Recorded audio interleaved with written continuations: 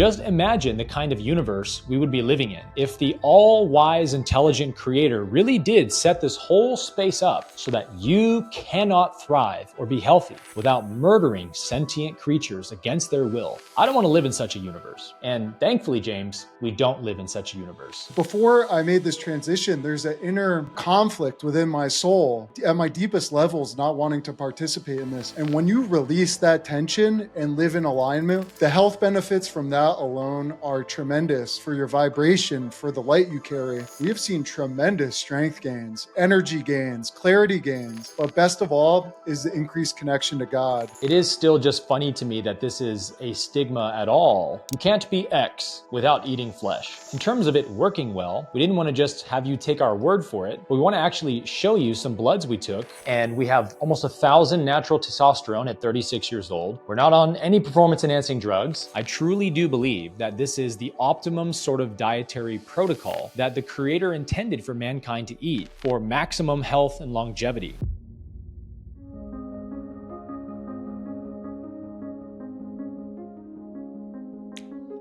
Shalom Alechem, peace be with you, and welcome back to the fittest, the healthiest, and the most jacked podcast this side of the River Jordan, the Jesus Way podcast.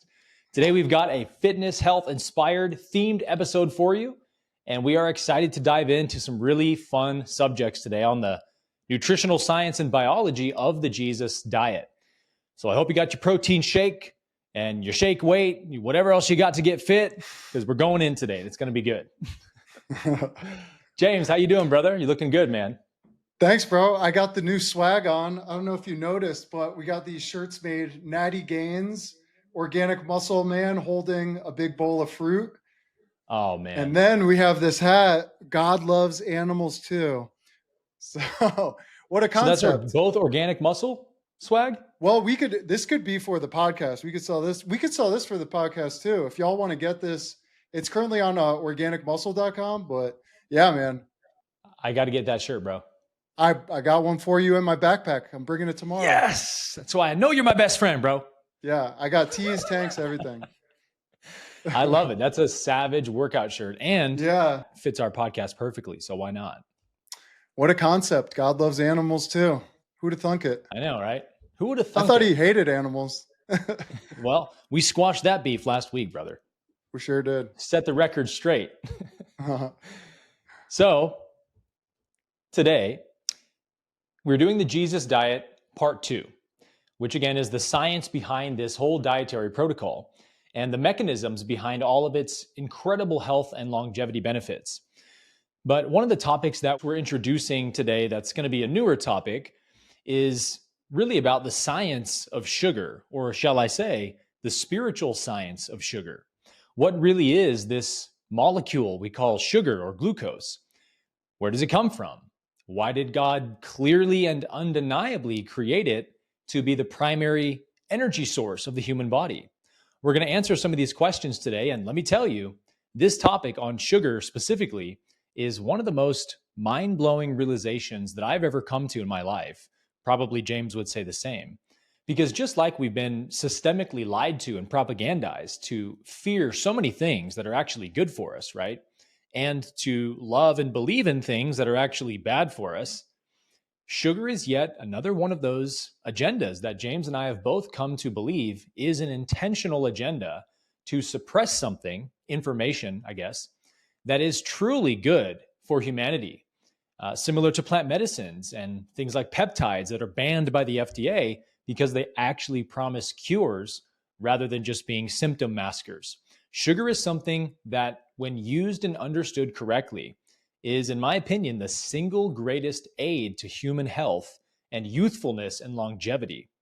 And it's been definitely intentionally slandered and demonized by organizations like the FDA to be seen as the kind of cause of all ill health and disease. You know, we're always hearing sugar, James, being blamed for diabetes and heart disease and obesity, when it is everything to the contrary. It is actually the solution to those problems, again, when it's used and understood correctly. And so we're going to unpack that for you today, along with a whole lot more, to say the least. So I'll kick it over to you there, James, to just kind of add anything you want to say before we dive in today. Well, I mean, a few years ago, I thought sugar was Lucifer incarnate. And I'm sure many people listening would agree with that. I avoided sugar like the absolute plague. And it stemmed from a misunderstanding of what sugar actually is and how sugar can be damaging when combined with other things. So, like many things in life, on its own, something can be good, but when combined with something else, it can be very negative.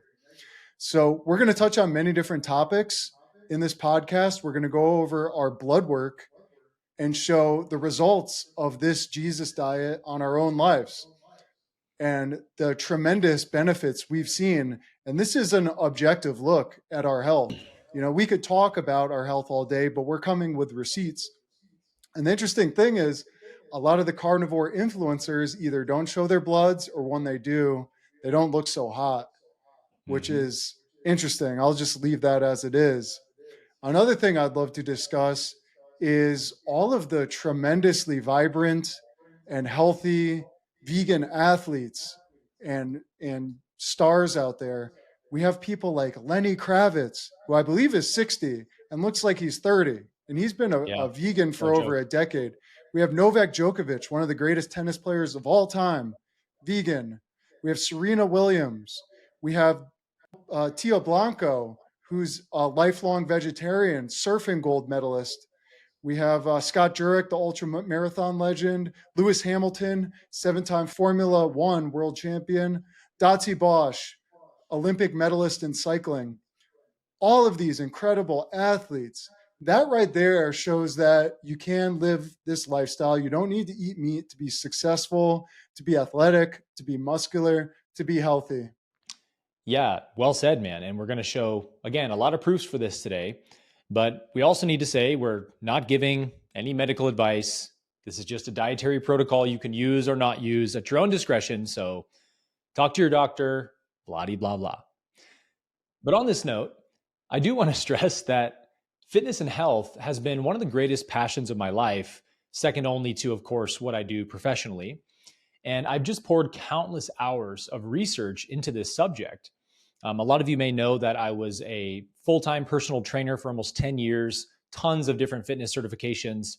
I was a former 3-time winning bodybuilder, professional fitness model, competitive CrossFit athlete. Fitness was my life before I started my YouTube channel in 2018.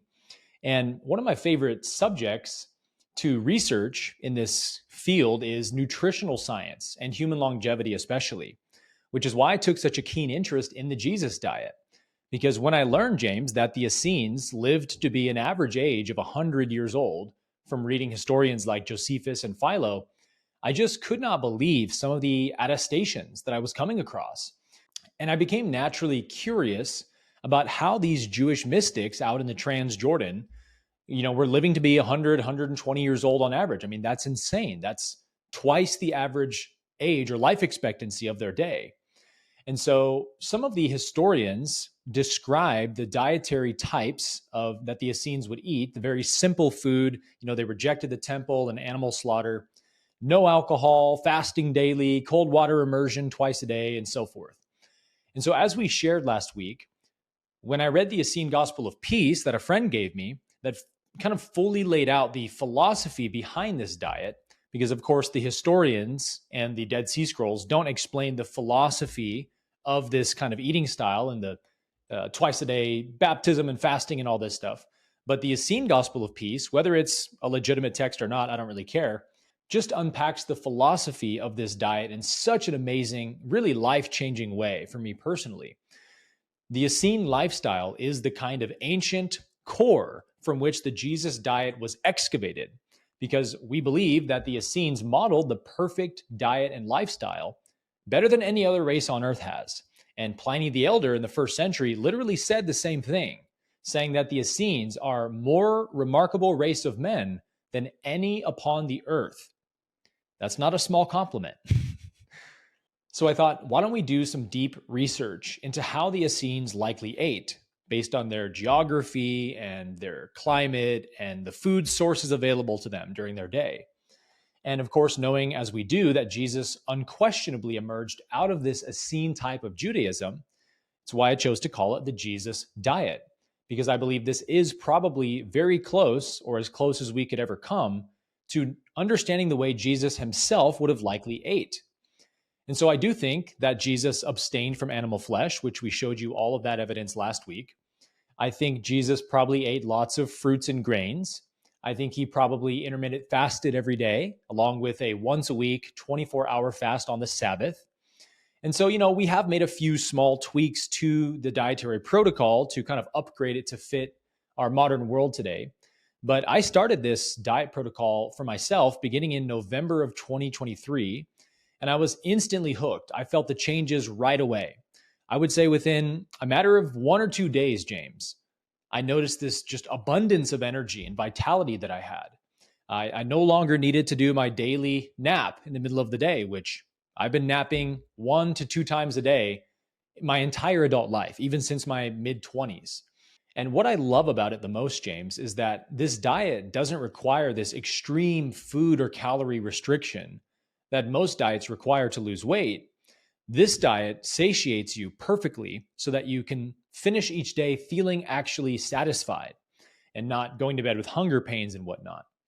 It's also the single most powerful dietary approach to weight loss and improving things like insulin sensitivity that I've ever found, far better than keto or carnivore is, which actually tend to create insulin resistance long term rather than solve it.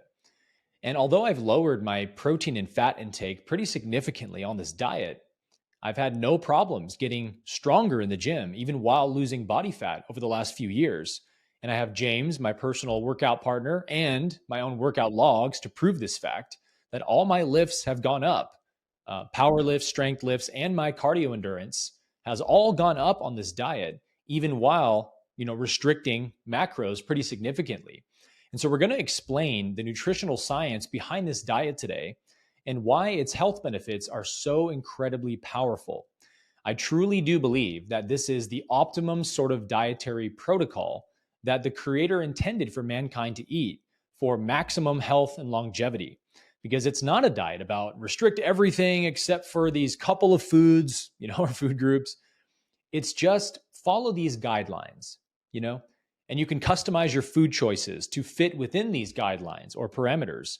And you're going to unlock a whole new level of health, both physical and spiritual. Yeah, the beauty of the diet is the flexibility, and it really can meet people where they're at. If you're a meat eater, that's fine. You could start adopting some of these principles, mainly eating more fruit or eating fruit at the first half of the day. So please, wherever you're at, feel free to listen and implement some of these practices because it will benefit you wherever you are at. And I just want to echo what you said, Aaron. We have seen tremendous strength gains, energy gains, clarity gains, but best of all is the increased connection to God and the increased compassion for life. Like, I cannot tell you the weight that lifts off you when when you stop partaking in the violence inflicted on these animals at such a mass scale. It's like before I made this transition, there's an inner conflict within my soul of not really at my deepest levels, not wanting to participate in this. And when you release that tension and live in alignment, I mean, the health benefits from that alone are tremendous for your vibration, for the light you carry. And to me, that is one of the most beautiful benefits of this lifestyle. Yeah. Yeah. It's interesting, right? How the physical and spiritual are so tied together that every single person I've ever talked to about this who's given up eating meat, who I've asked this question to, has said, do you now acknowledge that you were actually holding a lot of cognitive dissonance and internal conflict in your body when you ate flesh? Because spiritually and ethically speaking, you kind of knew that this can't be justified. Like, I'm violating a lot of what I believe here. And they all say, absolutely. I just didn't want to accept it and admit it because that's how the ego works. The human ego does not want to accept what it is trying to suppress. And so that's very natural. But how cool is that? That when you give up something that is physical, that's creating internal conflict inside of you, you have a physical release in that your body actually improves physically when you stop eating meat, because all your longevity markers will begin to increase over time if you eat the way that we're going to show you today, according to natural law. But on top of that, you let go of the internal conflict, the cognitive dissonance that weighs down your spirit and gives that tension you have to live with every day, that obviously makes spiritual progress that much harder. So I think that's really cool. But the last point we want to mention here before we jump into the presentation, and this might be the most important point of all, is that the kind of macro purpose of the Jesus diet itself is to address one very significant problem or roadblock in humanity's evolution, which is mankind's extremely ill health and short lifespan. This topic is discussed in the Law of One pretty extensively as something that can significantly impede the progress of a third density planet like ours. When a third density species doesn't live to be at least a century old, 100 years old, then the natural progression of karma and catalyst that a third density life is supposed to follow gets kind of cut short. And the wisdom of old age, of living to be 150, 200 years old, those kinds of lifespans bring a very natural level of enlightenment with them. And so we're supposed to start our lifetime as ignorant as possible, as a little child who doesn't know anything, develops an ego, goes into teenage years, young 20s, gets hooked on drugs, does all kinds of crazy stuff, lives the deep karma lifestyle. And then around 60, 70, 80, begins to grow in wisdom and learn from their mistakes. And you've seen many of the cycles of time pass, wars come and go. Age brings a natural wisdom to it. And so you're supposed to end your lifespan the most wise and enlightened at that point of your incarnation. And so you have this progression, right, from ignorance to awakening or enlightenment. But when you cut off that lifetime around 60 to 70 something years old, as most people today in America are dying in their 60s or 70s, then you blunt that evolutionary cycle from what it was intended to be. And so this is a big problem for spiritual evolution, because the soul has to just keep starting over at the height of ignorance, a new human birth over and over. And it takes, again, many decades, over a century, to unlearn that ignorance and learn true wisdom. So a human lifetime was always meant to be about 1,000 years long, according to the Law of One. And I think what's interesting, James, is that the Hebrew Bible actually confirms this a bit. In the book of Genesis, it mentions a number of people, Methuselah being one, who is said to live over 900 years old. A few others that are named to live like 700 something years old. I think Enoch lived to be like 500 or 600. Even Abraham, Father Abraham, was written to have lived, I think, 300 plus years old. So maybe those attestations aren't totally false, right? Maybe what the Bible is recording does go back to ancient memory that, before the Great Flood or whatever, humans were living to be hundreds and hundreds of years old. And then after the flood, flesh consumption begins, deep level of sin and division enters the world, war, genocide, and the human lifespan gradually drops to where it is today. So we're trying to get back to the Edenic ideal. And this is also what the Essenes were doing for centuries in the Qumran desert. They separated themselves from the polluted orthodoxy and created their own ascetic villages in the Transjordan so they could observe natural law and gradually extend the human lifespan again. And they were also doing this to allow for the Hamashiach to incarnate, because the Essenes rightly understood that they need to raise the frequency of the human body. If a very advanced soul like the Hamashiach, the Messiah, is going to incarnate among us, we must prepare a body worthy of that spiritual master. And so Hegesippus and Eusebius record that Simeon, the half-brother of Jesus and the second successor to his church, was documented to live to 120 years old and was still running the Nazarene church when he was captured and tortured to death by Roman soldiers. This is pretty extensively documented by Hegesippus. And he says that the Roman soldiers marveled at how much torture this 120-year-old man could endure before he died. So that tells you something about the quality of health that these Essenes were possessing. He might have lived to be 150 or more based on that. And so this ancient Essene lineage was remarkably tapped into natural law. And we find great inspiration from that here in the Jesus Way podcast, not only because we believe and can show that Jesus definitely emerged from the Essenes, the Essene type of Judaism, but also because they unlocked some serious codes that we can benefit from today. And so this is a primary catalyst for humanity's evolution right now. As a species, we have got to start getting healthy again and extending our lifespan. Living 70 to 80 years is an incredibly short human lifespan. We've gotten used to it, and it's part of the circle of life where we are today, but that doesn't mean it's normal or even ideal. Humanity will not be able to evolve past our current threshold, our current level of consciousness, until we start living longer lives and can gain more wisdom in each incarnation. Otherwise, we're just getting chewed up and spit out in third density over and over again. I mean, imagine, James, how much wisdom you could accumulate if you lived to be 200 years old. Yeah, I mean, if we're only living half or a third of our possible lifespan, then we're just leaving all of this life experience out the door just when we start building momentum in our life and really starting to understand the nature of reality and the purpose of life. It's cut short and the slate is wiped clean. And the Bible says our human body is the temple in which the Spirit of God dwells. So we all have a decision to make. Are we going to build our temple on a sturdy foundation? Are we going to build a temple that can stand the test of time and basically allow the light of God to be here in this realm through our temple? And one thing I want to ask everyone, what do you think is more pleasing of a temple for God? One that is built with the carcasses of animals, innocent, peaceful animals that have been enslaved and killed. Do you think that's pleasing to God to create our temple, to create the place where the Holy Spirit will dwell?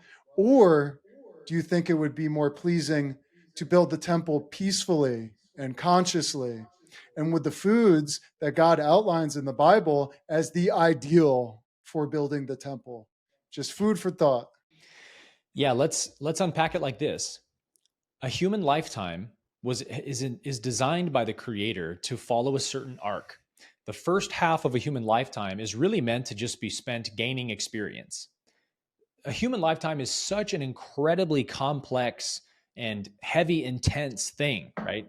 So there's no, like the idea that religion preaches that we're supposed to come here, find out all the right answers in a quick couple decades and confess Jesus and go to heaven. It's like, okay, how could God ever expect a person to figure out the entire complexity of a human lifetime in just a few decades and hopefully come to the right answers right before death, or they go to hell forever? It's laughable. A human lifetime takes many, many, many, many incarnations to learn and understand and grow, and for your soul to gain the real experience it needs to ascend and evolve into the higher awareness or consciousness of love in the heart chakra. And so if the first half of a human lifetime was meant to be at least a couple hundred years of just gaining experience, just experience everything, get all your karma worked out. And then the next 100 to 200 years is spent integrating that experience and learning the lessons in your experience and gaining wisdom and learning how to be of service from that wisdom. You need a solid slice of time to do both of those things, right? Learning and integration both take lots of time. And so, I mean, I know people that are dying of heart attacks in their 50s, man, which it's like now when you turn 50 now, it's like, oh, I'm getting old. It's like 50 is like the new 20 from what it was intended to be, right? Like 50 should be the prime of our lifetimes. It should be like our early 20s or something. But now it's like, well, you're past your prime and you're working your way out of here soon. It's so sad to me that we live such short lives because there's so much life to experience. Life moves so fast. And it's really hard to process all of it if you don't have a lot of time.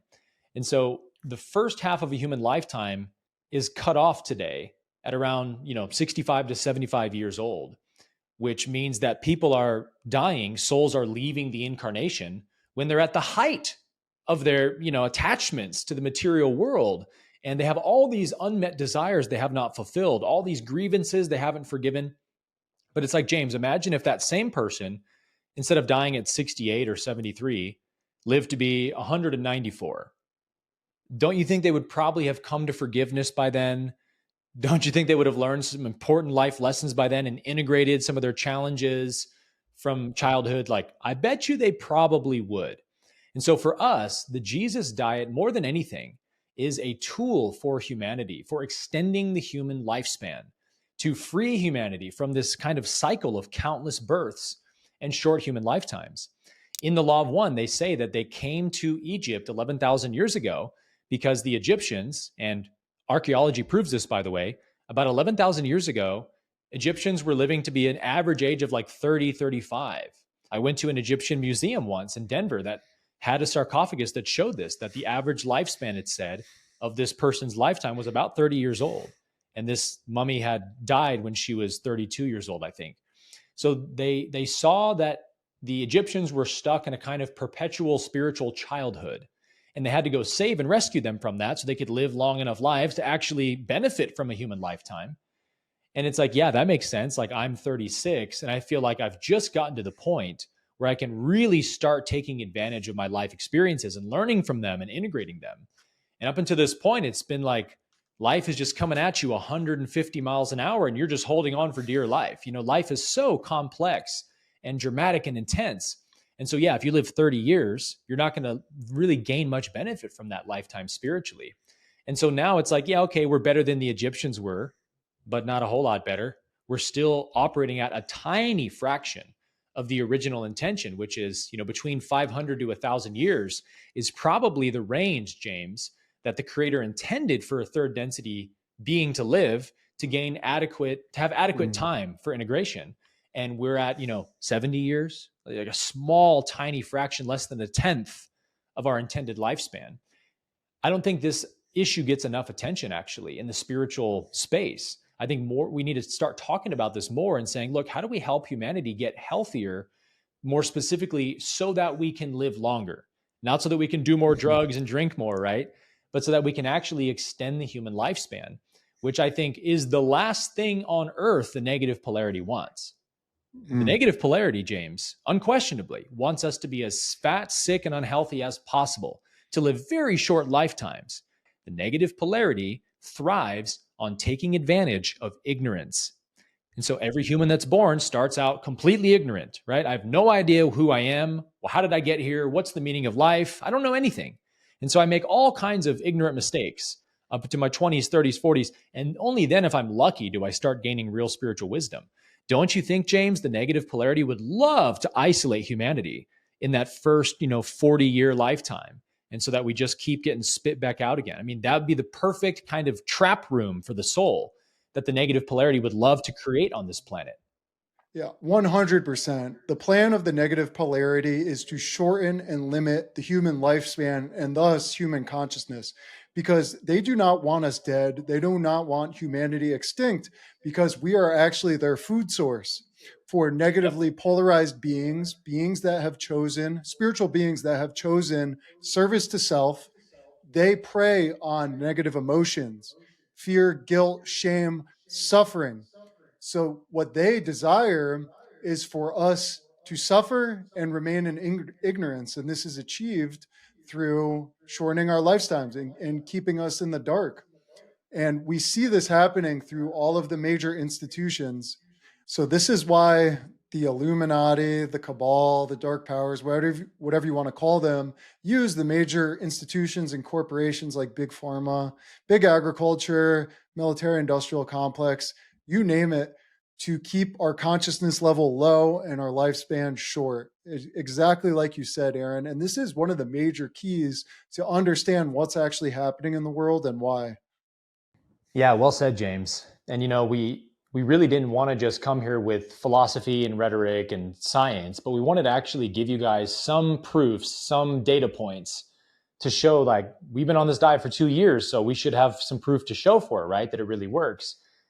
Because at the end of the day, everything is theory until you put it to the test and see what reality proves, right? So we're going to show you guys our blood levels today of eating the Jesus diet for just under 2 years now, what that looks like. And I have a body composition scan that I did. And then we also are going to show some workout footage, which maybe we actually start with that, James, because since posting the Jesus diet last week, we had a lot of people commenting. I have guys in my DMs, even somebody I met in person are like, hey, please, man, you got to explain to me, like, how can you be strong or fit without meat? I've heard it's impossible. How do you do it?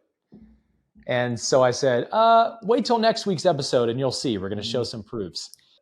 It is still just funny to me that this is a stigma at all, that you can't be fit or strong or whatever. You can't be X without eating flesh. You can't have good testosterone without eating flesh. And we have almost 1,000 natural testosterone at 36 years old. We're not on any performance enhancing drugs. Why is every carnivore influencer I can think of on steroids? You shouldn't have to be, right? If meat's the best thing there is. And as we said last week, it's like whenever somebody wants to boost their testosterone, James, what do? They take Fagosia agrestis, Tongkat Ali, boron. They take herbs and plants to improve their testosterone. But then people say, well, you can't have good hormone levels on plants. So it's all just so funny, right? But we want to dispel some of the myths around this. So these are some workout clips we took last week. This is James overhead pressing 135 pounds for 11 reps. And if you strength train, you know how insane that is. James is definitely genetically gifted at this lift. But I find it funny watching you lift, bro. Like your overhead press is nuts. Like it never slows down. You just keep cranking out reps. I get maybe 5 or 6 of this weight. And James is just, look, he's still going. It's a great source of joy for me because it's like the one lift where I outlift Aaron. I think he's got me on about everything else. You definitely do, bro. This is 405 deadlift for 4 reps. This is called dead pulls, so not bouncing the weight. And this is just a workout clip I posted on Instagram today, actually. This is the body composition I can easily hang on to, eating about 50 to 85 grams of protein a day. I'll sometimes go up to like 120 on a high day, and about 30 to 50 grams of fat a day, which is on the very low end.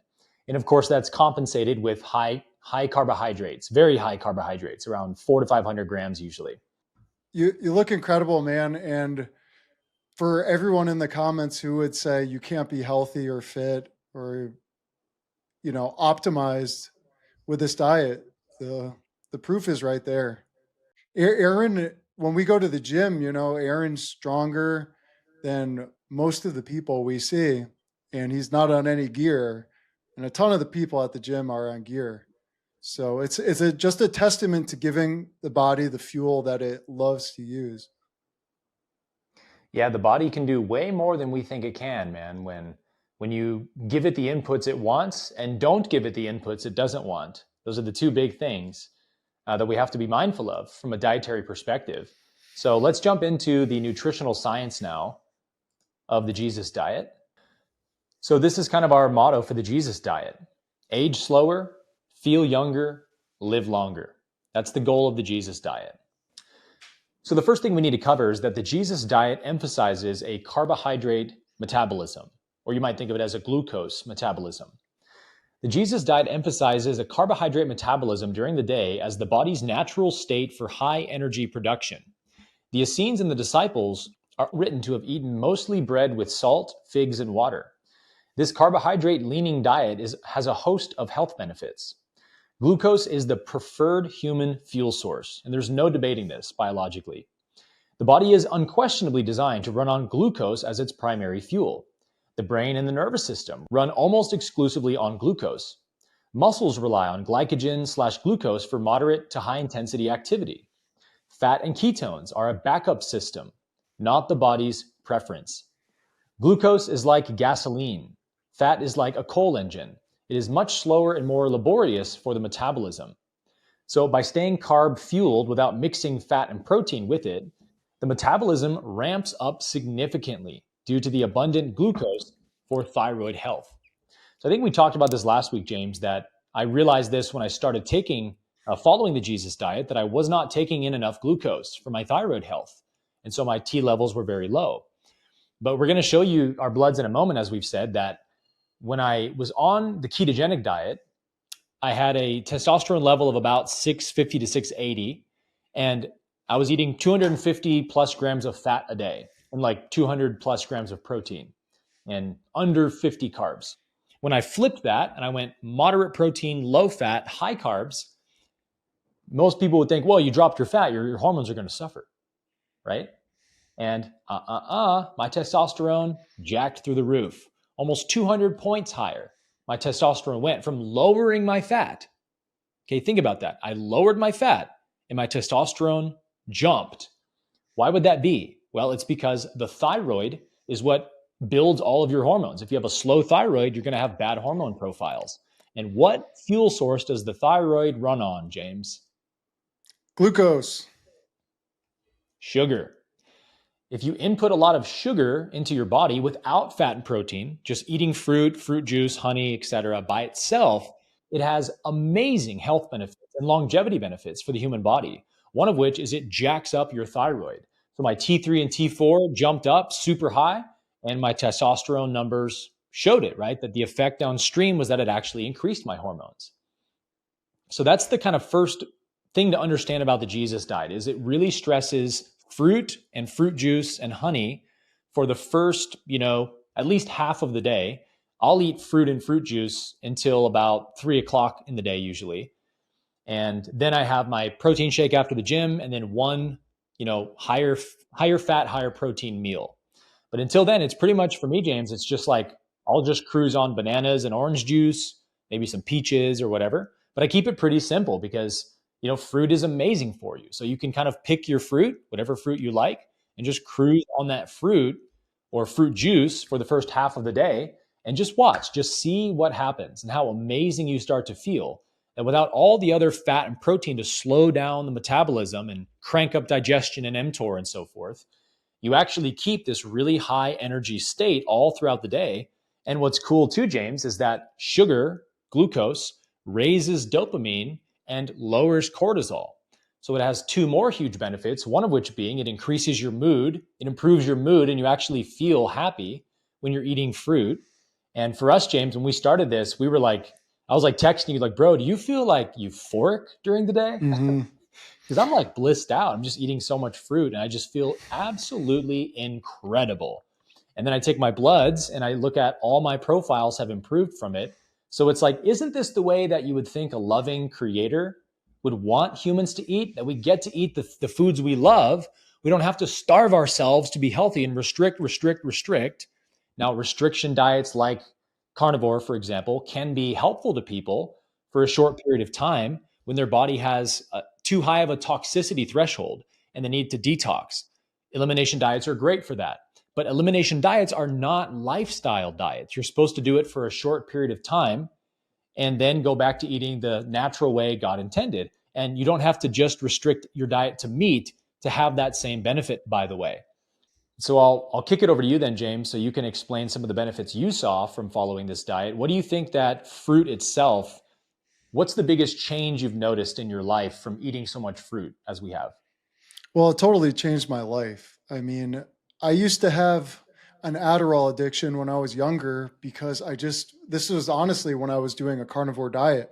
I would also take Adderall. And it was such a toxic, poisoning drug. God, that drug is so demonic. But I just wanted to feel good. I wanted to feel energized. Yeah, everybody does. And when I got on the fruit, I was like, oh my God, this is what I've been looking for the whole entire time, right there in front of my face. Yep.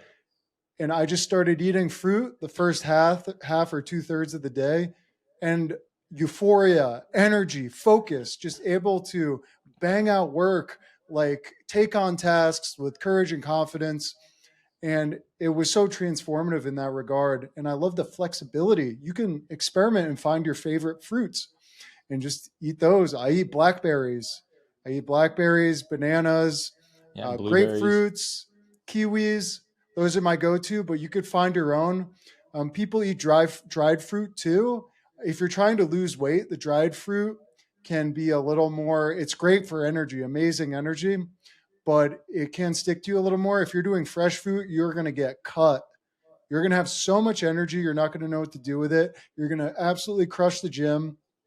So just find your favorite fruit and eat as much as you want up until dinner. Basically, that is a core component of this Jesus diet. Facts. This is not a restriction diet. You do not have to count calories and whatnot. It's like just eat as much fruit and fruit juice as you want, as makes you feel good. And it takes some time to figure out where that threshold is for you. But like you said, James, it really did feel, and I've gotten used to it now, but when I started it, it really felt like I was on a nootropic or something. Like enhanced cognitive abilities. You just feel locked in. Your motivation is way higher because your dopamine is higher. And when you lower cortisol and raise dopamine, not only do you feel better, but your body's inflammation goes down, brain inflammation goes down. It's a systemic kind of thing, right? Fruit is, in my opinion, the supreme and ultimate food for the human body. I really believe God created it for that reason, to be that for us, because it tastes the best, right? And wouldn't the creator want us to eat the thing that tastes the best is also the best for us? That sounds like love. You know, if I could make food for my child, I would make it the best tasting food that's the healthiest for them. Why would you make shitty tasting food that's good for you, for your child, if you had the choice, right? You wouldn't. Any good loving parent would make it healthy and delicious. And if it's delicious, you're going to keep eating it. That's natural law. So, James, we've gotten so lost in our relationship to food because of these American fad diets that we think you've got to restrict, you've got to eat the foods you don't like, you know, just bland raw vegetables, all I can eat or whatever. And it's like, no, God intended for you to thrive eating the foods that are designed for your body to thrive. And fruit is number one, far more than vegetables, in my opinion, or anything else. Fruit, I would live on fruit alone if I had to, without batting an eye. And we actually know people that do, but fruit is glowing. A superfood. And it's, it increases your skin's health and vitality as well. There's this very classic glow. Maybe we'll put some images on the screen to show people that fruitarians especially, a lot of vegans too, but even especially fruitarians seem to carry this glow through their skin. Because as we're going to show you, glucose is the preferred fuel source for mitochondria and ATP within the cell. So they produce the least amount of reactive oxygen species in the body, and that allows you to have a healthier, younger look, more youthfulness, more vitality, because your energy is higher. It's a more efficient source of energy. So that's why fruit is the fountain of youth. Glucose and fructose directly support thyroid hormone conversion, T4 and T3. Low-carb diets suppress T3 and slow resting metabolic rate. The Jesus diet is a fruit-heavy diet, which helps keep the thyroid output high, driving energy and vitality.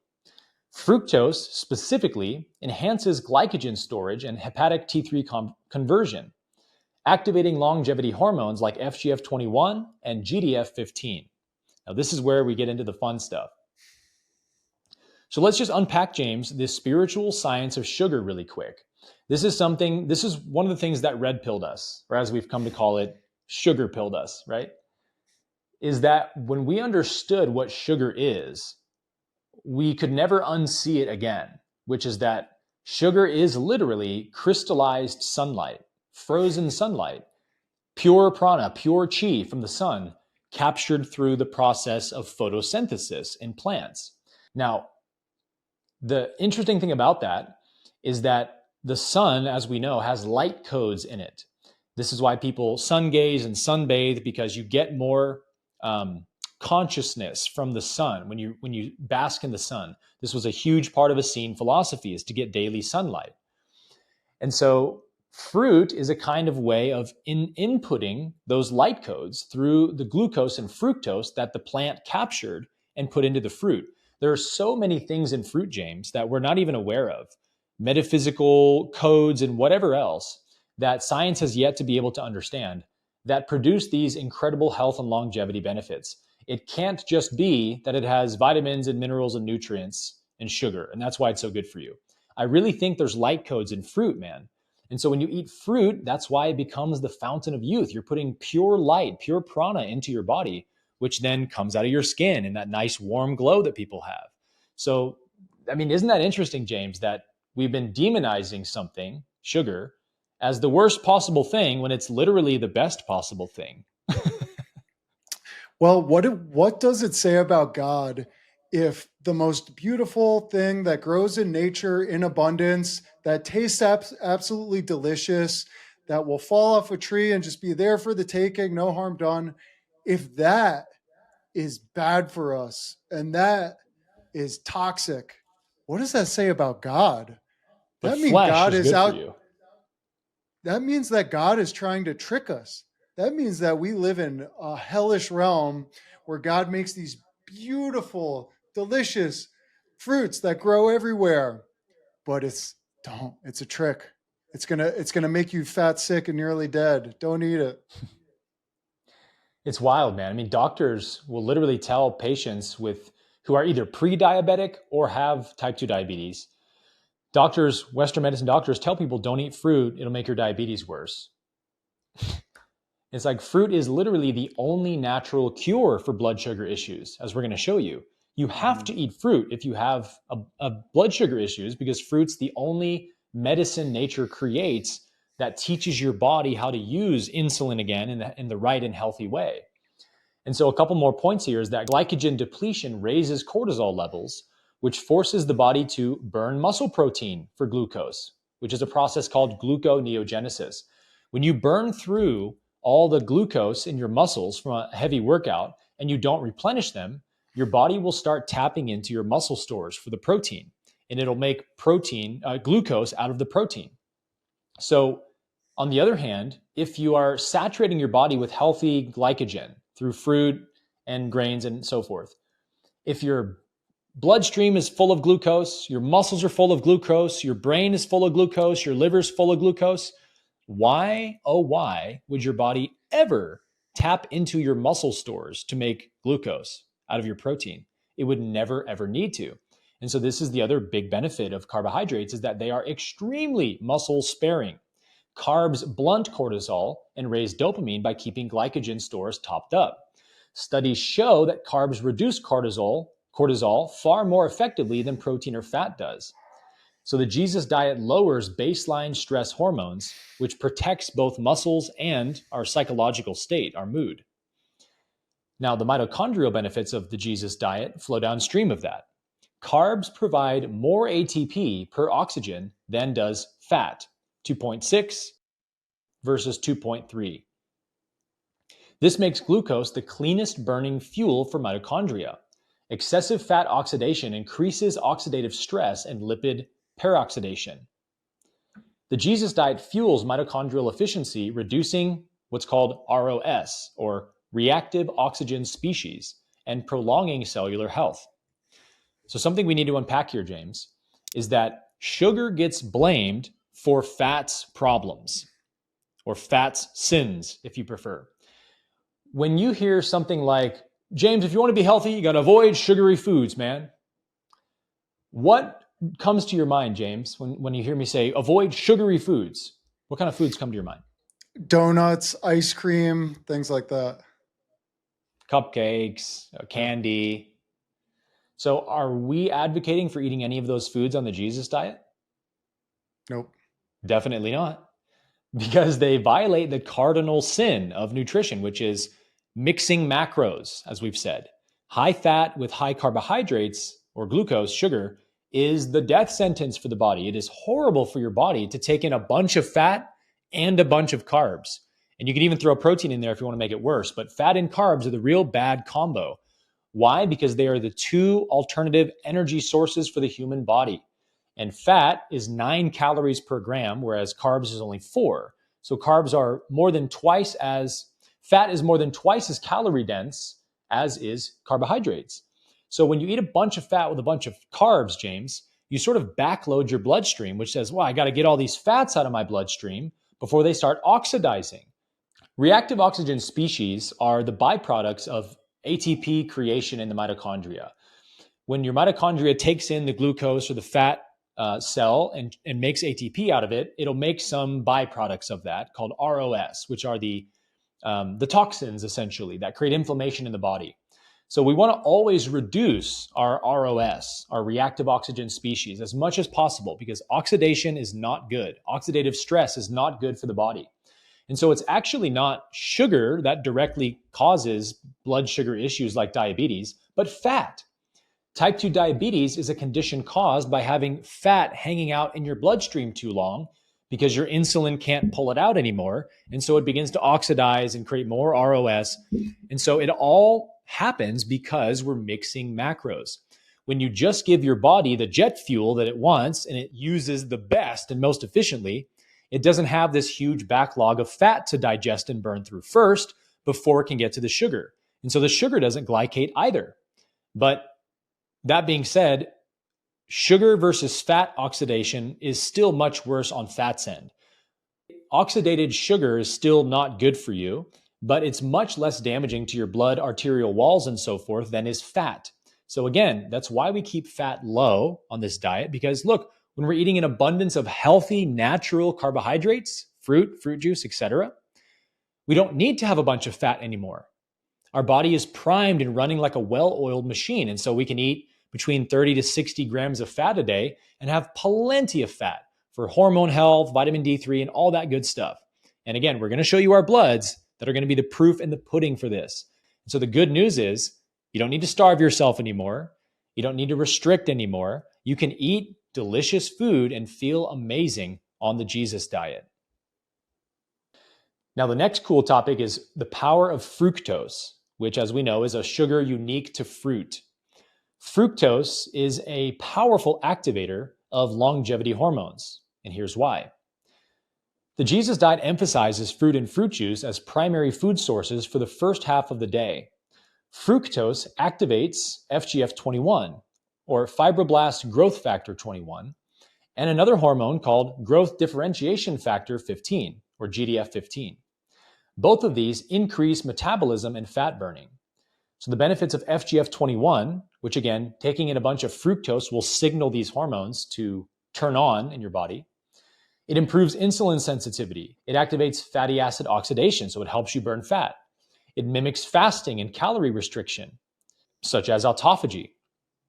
And human studies confirm that fructose robustly stimulates FGF21 production. So just by eating fruit, James, in other words, you're putting your body into a kind of fasting-like state, like a super fast in a sense, where all that sugar is ramping up your metabolism. And because you're just eating the sugar and not all the fat and protein, your body can actually go into cellular cleaning and rejuvenation even while you're eating calories. So it's like a way of fasting while still eating, if you can eat just fruit or fruit juice. This is why fruit juice fasts have been so effective for so long, right? For weight loss and curing diseases and health ailments. Because when you're just doing that, you're giving your body all the nutrients it needs to thrive. And then we have GDF15 benefits, strong appetite reduction. So GDF15 increases a hormone called ghrelin, which is responsible for muting your appetite or lowering your appetite.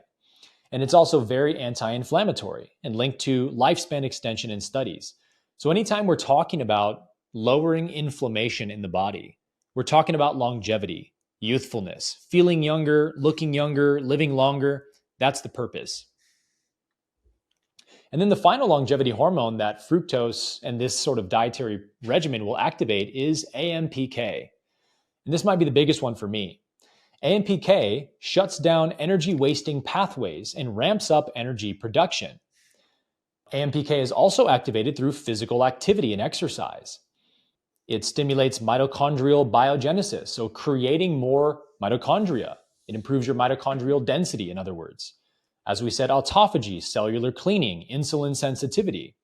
And so a fructose metabolism works via FGF21 to stimulate AMPK pathways. So this is why we want to stay running on fruit and fruit juice. And so this brings us to the other important point of the Jesus diet protocol, which is evening macronutrient timing. So again, daytime nutrition is carbohydrates only, fruit juice, honey, and maybe some starches if needed. Starches would be like white rice or potatoes, sweet potatoes, something like that. You want to stick to carbohydrates alone for all the reasons we just mentioned. And that's when we bring in the protein and the fat in the evening. So what I'll typically do around 3 o'clock or 4 o'clock when I get back from the gym, have my protein shake, and then, which doesn't have any fat in it usually, maybe like one egg at most. And then for dinner, I'll have some kind of higher fat, higher protein meal. And that'll bring me to my between 30 to 50 grams of fat and 75-ish grams of protein, 75 to 100 grams of protein. So this is important because this rhythm matches our circadian biology. And it's really about something called the mTOR AMPK balance. So mTOR is rest and digest, right? That's when we're building muscle, growth hormone increases, and all that good stuff. AMPK is being fasted, being in a high energy state, doing lots of activity in that state. So most people, James, especially here in America, are, because they're mixing macros so much, they're never really in AMPK or mTOR. They're kind of always stimulating both of them in little ways. And so they're not, because they're not separating them in this way, they don't get the huge benefits of both of them. And what's really funny to me, James, is that when you get into the nutrition space, in the biohacking space, for example, everybody wants AMPK for the longevity benefits, right? I want to look younger, feel younger, live longer. So AMPK good, mTOR bad. And they try to stay out of mTOR as much as possible, as if like mTOR is the devil, AMPK is the good guy. And then what's funny is when you go to the bodybuilding scene, which I used to be a part of, it's the opposite. mTOR is how we build muscle. And so we want to be an mTOR all the time. And AMPK is bad. AMPK makes you skinny and lose muscle. So both sides are demonizing either one of the ends of this spectrum. And that's not how the universe works. Everything exists in relationship, in balance. Everything about the body is balanced. There's not one thing about the body that doesn't have to do with a balanced state. So when you take a pharmacy drug, all that drug is doing is imbalancing some part of your body to suppress that symptom. So we don't want to do that, right? What we want to do, James, is we want to be as polarized as possible at the right times. So meaning during the day, we want to get as deep into AMPK as we can. We want to activate that sucker and get all those longevity benefits, fasting benefits, cellular turnover. And then as it gets to evening time, we want to switch gears to the other polarity and boost mTOR and lower AMPK. And the reason we want to do that is because mTOR, when you eat all that fat and protein, right, at your dinner time meal, and then you go to bed, when mTOR is high from eating a meal like that, then while you're sleeping, you get way more IGF-1, way more growth hormone from it. And that actually helps you burn body fat. And so what's interesting is I'll eat a big dinner usually, and I'll go to bed and wake up the next morning and I'll be like, man, I swear I look leaner today. And this is a very common effect that you've talked about it as well, James, that when you're locked into your diet plan like this, and then like one day a week, you just have a huge, like a cheat meal or a cheat day, and you eat some more calories, more protein, more fat than you normally would. It actually has positive benefits for your metabolism because the excess calories and inputs force your metabolism to increase, to burn all that extra fuel and use it. And so you actually burn fat, and studies have shown this. You will burn fat while you sleep when you keep mTOR and AMPK separated. The farther you go into one shows the harder you can slingshot to the other. So we want really strong signaling of both AMPK and mTOR at the right times.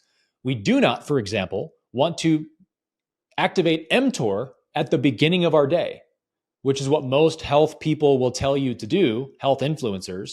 They'll say, first thing I do when I get up is I have 6 eggs and a steak or some bacon or whatever. They're like, get your protein in first thing. And it's like, why would you want to get a bunch of protein as soon as you wake up? You're just slowing your metabolism down, lowering your energy and vitality, activating mTOR, lowering AMPK.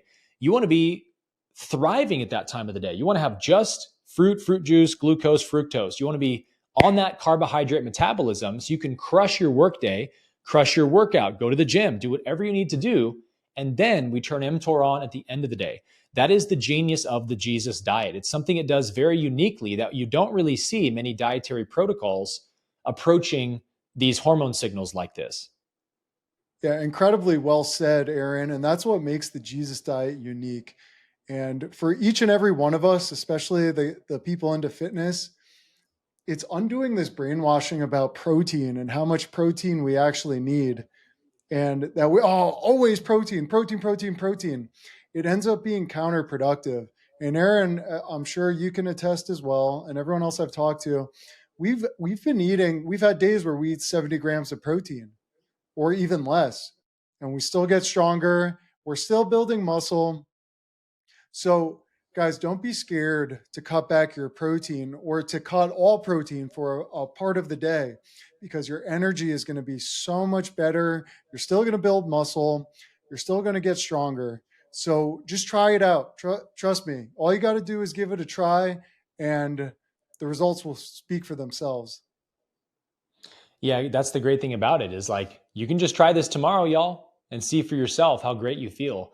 Maybe it'll take more than a day for some people to get adjusted to it if you've been eating like very out of alignment with this style of eating. But all of our friends here in Austin, James, we've sugar pilled, as we say jokingly. They all report this, that like the very next day they're texting us like, dude, I feel amazing. It's like, yeah, like, don't you feel better when you don't load your body up with protein and fat first thing? It's kind of almost seems like an obvious intuitive thing, but almost everybody gets it wrong. I've gotten it wrong up until this point in my life. And now it just seems like the obvious thing to do.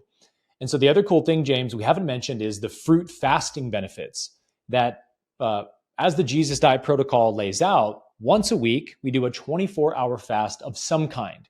We used to do a water fast, and then we switched to a fruit juice fast, which I still sometimes do. Aaron, can you clarify what fruit juice is? Because people are going to be like, we just buy some shitty fruit juice at the store, or is this like an organic? Yeah. As with everything, we want high quality food. So we don't want processed food that's been sitting on a shelf for a long time. We want ideally cold pressed fruit juice. My favorite, James, is orange juice. It's hard to get really good orange juice that's fresh from the store, but there's a couple brands at Whole Foods and Sprouts that I like that, I mean, at least when I drink it, it tastes incredibly fresh. It tastes really, really good. And it's just, it's pasteurized just a little bit, which is unfortunate. I wish it wasn't at all, but that's kind of the stupid FDA regulations these companies have to follow is they have to pasteurize their fruit juice a little bit, but you can just drink orange juice all day, for example, and just watch how amazing you'll feel. And sometimes they'll even throw your body into a detox because it's so powerful at activating these detoxification pathways. And so here's something interesting, James. There was a study done in Nature Metabolism in 2025, so this year, and I have the summary of it right down here at the bottom. They took a control group and a study group, and they put them on a very high carb, very low protein diet for 5 weeks, like lower protein than even what the Jesus diet recommends. It was almost like majoritively a carbohydrate diet, kind of like the rice diet. And after 5 weeks on this diet, not one of the subjects in the study group lost any lean body mass. So they preserved all of their muscle mass just by eating a high carbohydrate diet.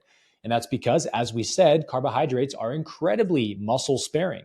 When your muscles are full of glycogen, you're not going to lose any muscle, man, unless you just stop going to the gym and you stop exercising.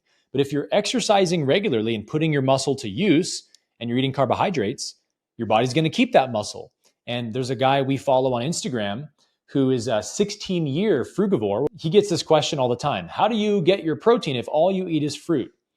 And he says, simple, fruit has amino acids in it.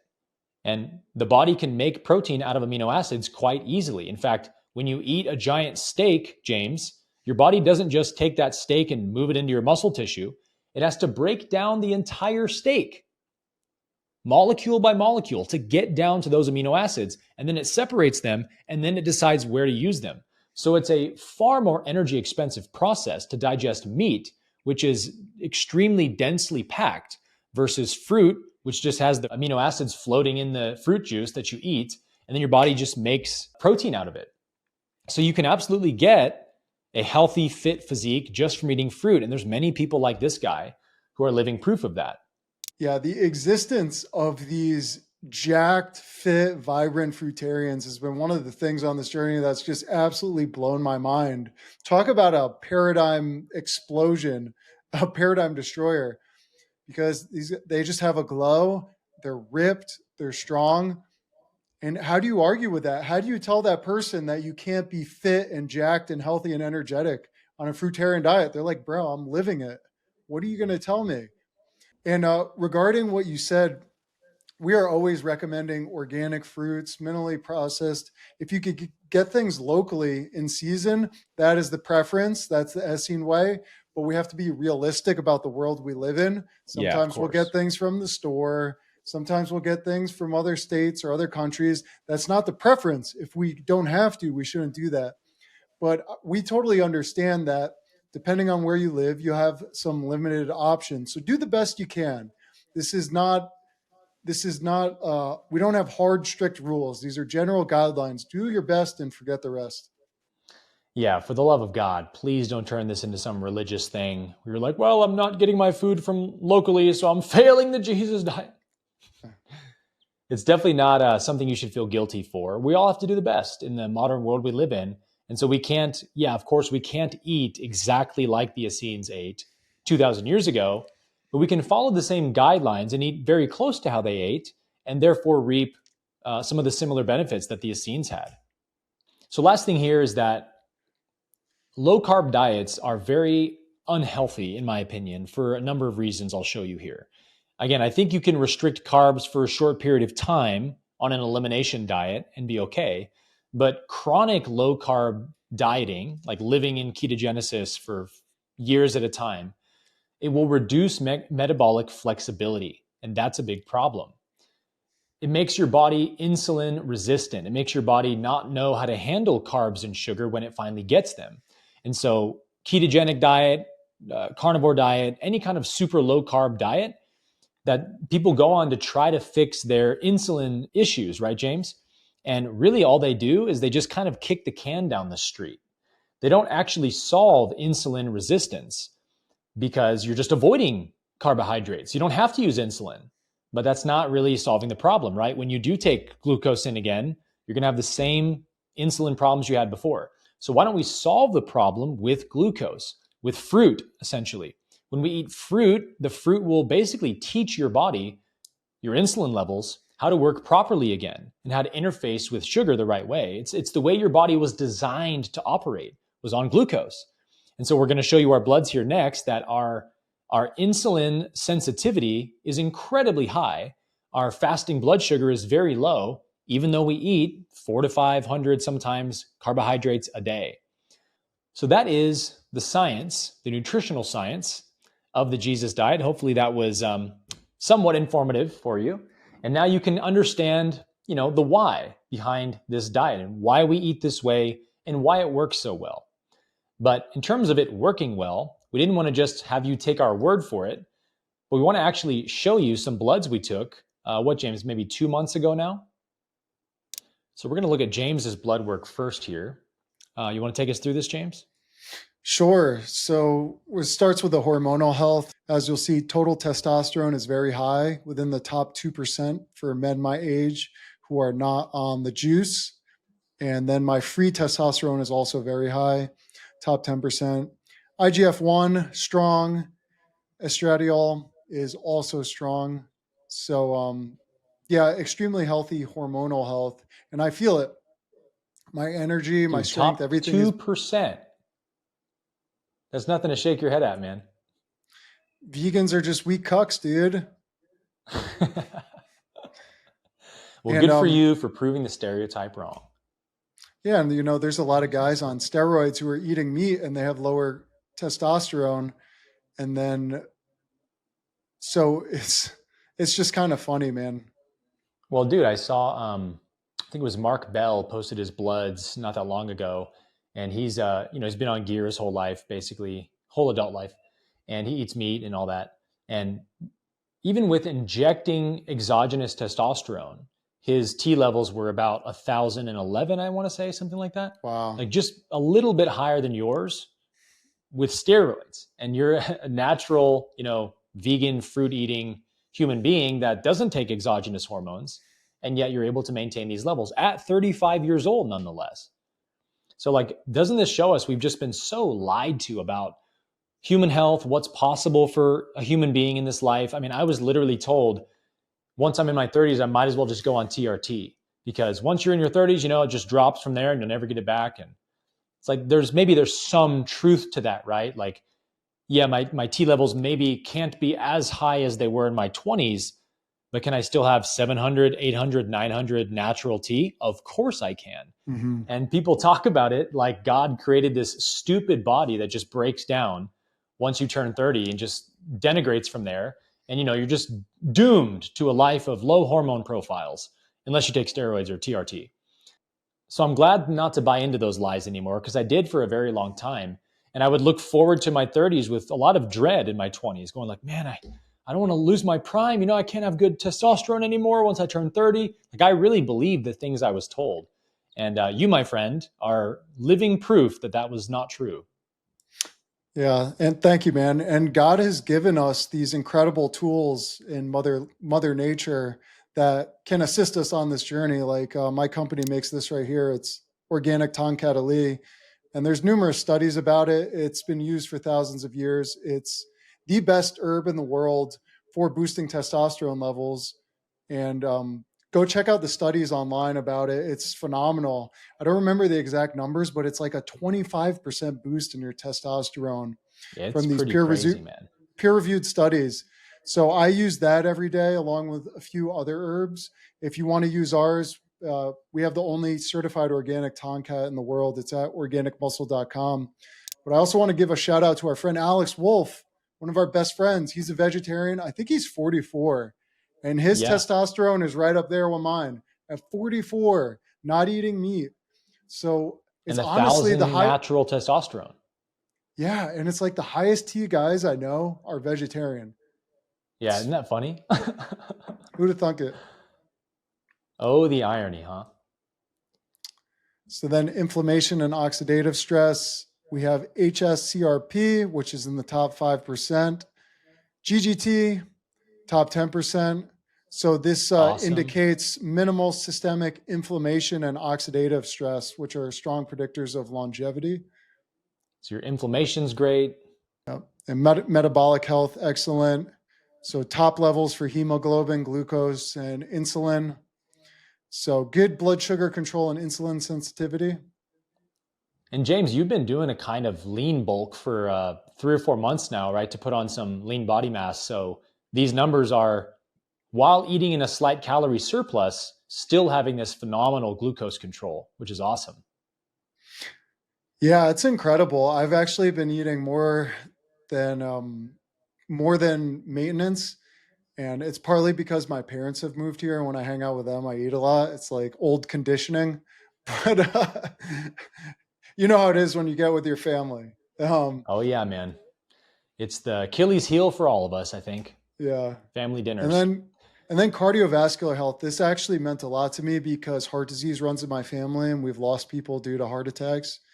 So yeah, the markers here are both excellent and elite, the lowest range for cardiovascular disease. So, you know, we don't have to be beholden to these genetic curses. People are just like, people in my family get cancer, people in my family get heart disease. So that's probably going to happen to me. That is a curse that can be easily broken by taking control of our diet and our health. Yeah, man. The whole idea of hereditary diseases is just yet another deception from the negative polarity. Like, oh, you've got disease in your very DNA. It's coming for you. There's nothing you can do. Might as well be very afraid and take these drugs. God did not create hereditary disease, therefore, it doesn't exist. Hereditary disease is just a byproduct of humans living egregiously out of alignment with natural law, taking in toxins that the body was never meant to take in for generation after generation. It doesn't mean that our very genes themselves are the problem. The lifestyle is always the problem. And so, again, you're living proof of this, James, that you can absolutely break out of whatever hereditary patterns your family lineage has just because there's cardiovascular disease in your family history. Do not wear that as an identity. That doesn't have to be your destiny at all. When you return to natural law, natural health, you reap the rewards that God intended for us to have, which is easy, effortless, thriving health. That is the baseline of what God wants for us. Health does not have to be hard, and it was never designed to be hard. The fact that health is hard, James, is a sign of just how much corruption the negative polarity has infiltrated on humanity in this regard. Oh, well said. And I'll tell you what is passed down generation to generation is bad eating habits. That is what is Yep. hereditary. Well said. So then organ and nutrient status, vitamin D strong, PSA top 10%. And then CBC, iron, electrolytes, and kidney function is in the healthy mid-range. And by the way, these blood results we're showing you are not just like our opinion on our blood levels. We put our bloods into ChatGPT and asked it to, we've kind of created a functional medicine doctor bot, as you can do with ChatGPT now. And we just plugged in our bloods and said, give me a full functional medicine readout of my blood levels. So this is ChatGPT's opinion of our blood levels. Yes. And I also had a consultation with my doctor about this, and he was blown away. He's done thousands of these consultations and readings of blood work over the years. And he was like, this is some of the best blood work I've ever seen. Like, what are you doing? And the doctor is a meat eater, and he just couldn't believe that I didn't eat meat and I had optimal levels across the board. So hopefully planted a little seed with the doc. Crushing stereotypes everywhere you go, man. Mm-hmm. And thyroid function was strong, all in the normal to healthy range, top 20% for free T3. Excellent, man. Yeah, phenomenal blood levels, dude. Okay, so now we'll talk about my blood levels. And I want to keep in mind that I've been doing a pretty intense cut for the last 8 to 12 weeks. So I want you to keep that in mind as you look through these blood levels, because a lot of the blood levels you're going to see, you've probably heard people say, it's impossible to have XYZ blood levels without eating 1 gram of protein per pound of body weight or whatever. And I'm like way below that threshold and just absolutely crushing it in every metric. So this is as of 8 weeks ago. Total T was at 767, which is top 10 to 15% for men my age. IGF-1, growth hormone, is 189, which is ideal and balanced for longevity. Estrogen, 19.3, which is very low, but still in the healthy range. And you know what's funny, James, is when I was a bodybuilder and CrossFit competitor, fitness was my whole life. And so if you go far enough down my Instagram, like very far, you'll see nothing but shirtless pictures and videos of me, because it was my whole identity. And then after my awakening in 2017, I realized that I was just trying to, manufacture an identity out of fitness and stuff. And it would never save me. It would never bring me happiness. So I just walked out of my life. I quit bodybuilding, quit modeling, and quit CrossFit competing as well, and devoted all my time to spiritual practice. And so since then, I sort of became almost embarrassed about my former self, just being always wanting to show myself with my shirt off. And so for the next, 7 years since then, 7 or 8 years, I've sort of swung to the opposite polarity of trying to make sure no one knows what I look like without a shirt on, so I don't give my ego any, identity. So I've started to realize, it's also not spiritually balanced to hide what you look like shirtless. So maybe just, find a healthy middle ground or something. So this is my big coming out party after the last 7 years of hiding my physique. For me, it's like my health is my own, James. I don't need to show people anymore how fit I am, because I'm just happy to be fit. But I think with this conversation of what the Jesus diet can do for people, because it gives them confidence that, hey, I can get fit too, because this guy eats this way and he's in amazing shape. Let's go to the next one. So my inflammation and oxidative stress was extremely low, which is awesome. Ultra low inflammation, top 5% for longevity and disease protection. Excellent liver detox, oxidative stress protection. Highly predictive of long-term health. Ding, ding, ding. That's what we want. And I'll move to the next one. Metabolic health. Hemoglobin A1C, 4.7. So if you know anything about blood sugar levels, 4.7 is very, very low, like extremely high insulin sensitivity. And yet I'm eating mostly sugar. So James, how is this possible? Didn't Big Pharma tell us that if you eat lots of sugar, you're going to have type 2 diabetes and terrible blood sugar control? Mm-hmm. Well, I guess that means we've been lied to, huh? This is, again, 400 to 500 grams of carbohydrates a day. And hemoglobin A1C is at 4.7. That's top 5%. And ChatGPT said outstanding blood sugar control and elite metabolic health.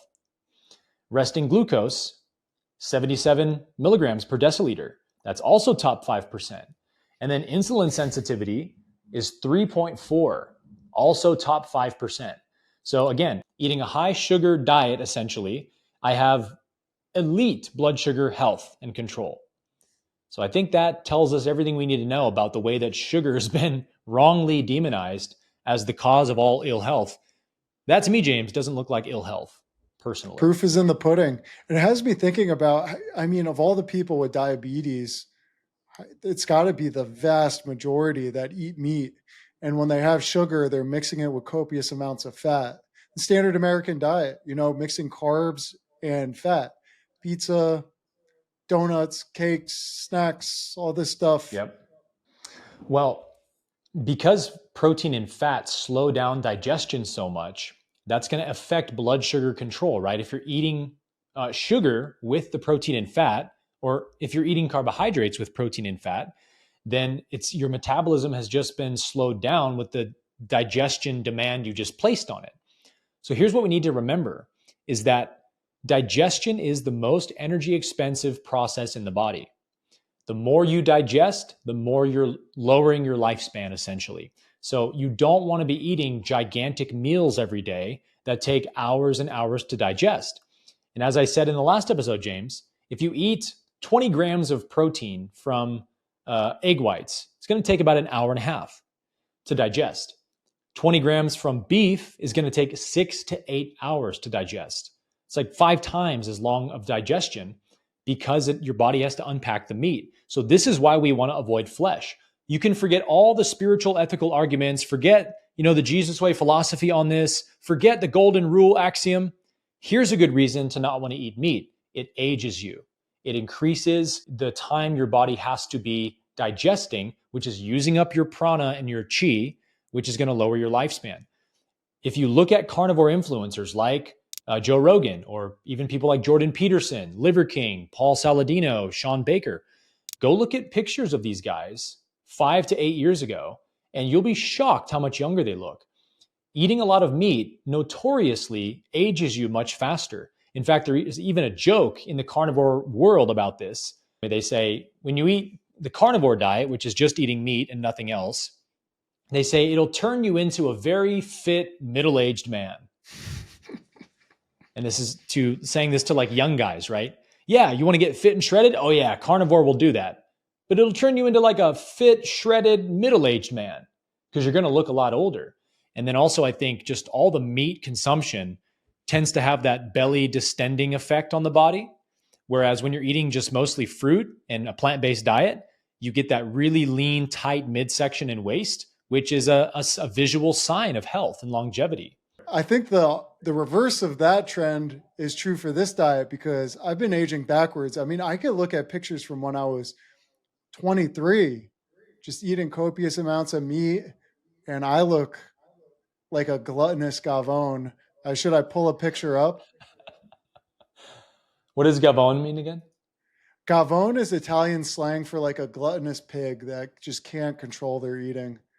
Oh yeah, didn't you say your friends in high school called you gavone? So that was my DJ, my rapper name when I was younger. I used to rap.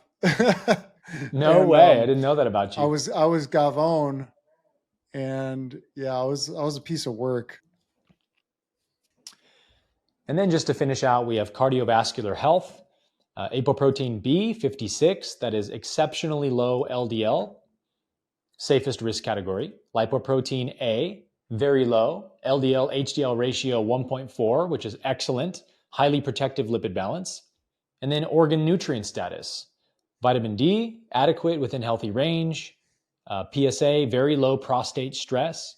And then electrolytes, kidney function, etc., all balanced, showing strong oxygen delivery, nutrient sufficiency, and efficient organ function.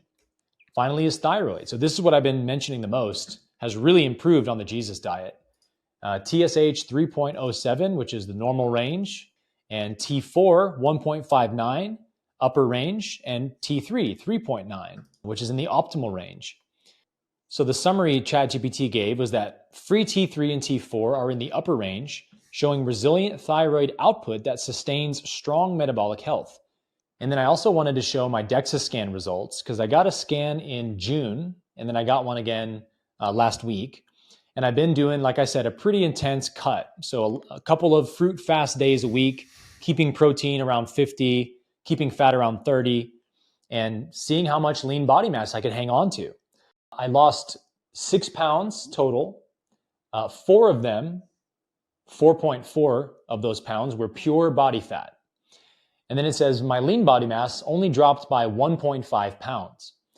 Now, you're kind of always going to lose some lean body mass when you do a cut. That's, a given, but how much is only the question. And the guy at the DEXA scan place told me that. He said, were you fasted when you did your last scan? And I said, no, I came at 2:00 and I had already had a big meal by then. And he said, okay, well, that could make a difference on the lean body mass readout because the DEXA will actually count the food in your stomach as lean body mass. And I was completely fasted the morning I took this one last week. So for all we know, I lost 0 muscle mass or maybe half a pound or something like that. But any way you slice it, this to me is a great 8-week cut, especially when I'm already pretty darn low in body fat percentage. It's very hard to cut body fat when you're already very low in body fat. So to cut 4 pounds of body fat, I was really, really happy with. And then the last thing is my bone density. So this is what's called your Z-score, which shows your bone density and bone mineral density. And you can see right here, this is kind of a chart of the healthy and unhealthy ranges of bone density. And mine is all the way up here at the excellent range in the green category. So this is like elite category of bone density. And then same over here with bone mineral density. So that also dispels the notion that you can't have healthy bones if you don't eat meat. Like there's just so many stigmas. If you don't eat meat, you can't have X.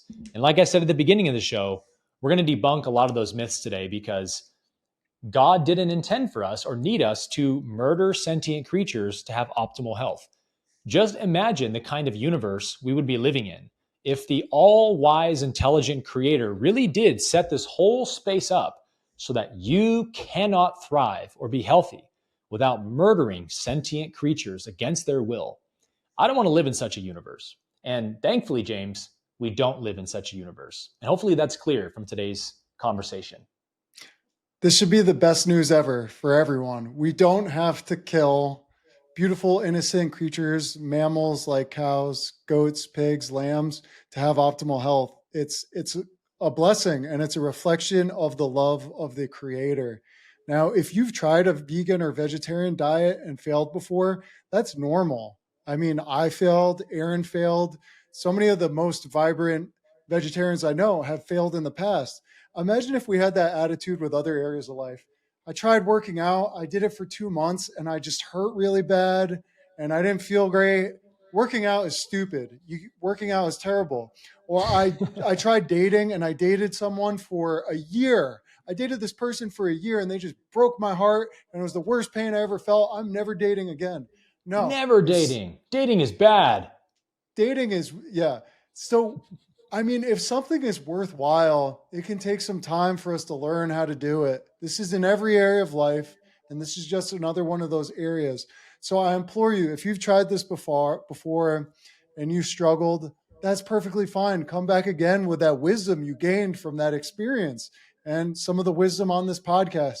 And I promise, you will be successful if you put your mind to it. If you make a commitment to God, hey, I'm gonna walk down the path of nonviolence. I may not be perfect, but I'm gonna try. I promise you, doors will open, things will start falling into place. The last thing before I pass it to you, Aaron, for a closing is Aaron and I are thinking about building diet plans, nutrition plans, workout plans. So if you're interested in something like that, leave a comment and we'll get to work. It's a great point, James. When I was a trainer, one of my favorite parts of the job was constructing workout plans for my clients and diet plans to go along with them. It's just one of the funnest aspects of the job for me. And so I used to just geek out over making the perfect different workout plan and whatnot. So we would love to do the same for you guys if you're interested. Let us know in the comments below, not only how the Jesus diet is going for you, how you're feeling on the diet. We'd love to hear some feedback on that. But let us know if you'd be interested in like a 30 or 40 day Jesus diet plan that comes with a fitness workout program and a dietary protocol. We could sort of do something really fun here together if we want, I think. So let us know down below if you're interested in that. So we'll go ahead and wrap things up there for today. But We hope that you guys were greatly educated and inspired by today's podcast. Now you know the spiritual philosophy, the historicity, the biology, and the nutritional science of the Jesus diet. And so you are hopefully now equipped to go thrive in this new way of being. So as always, get out there and love God and love people. And we'll see you on the next episode of the Jesus Way podcast. Peace and love.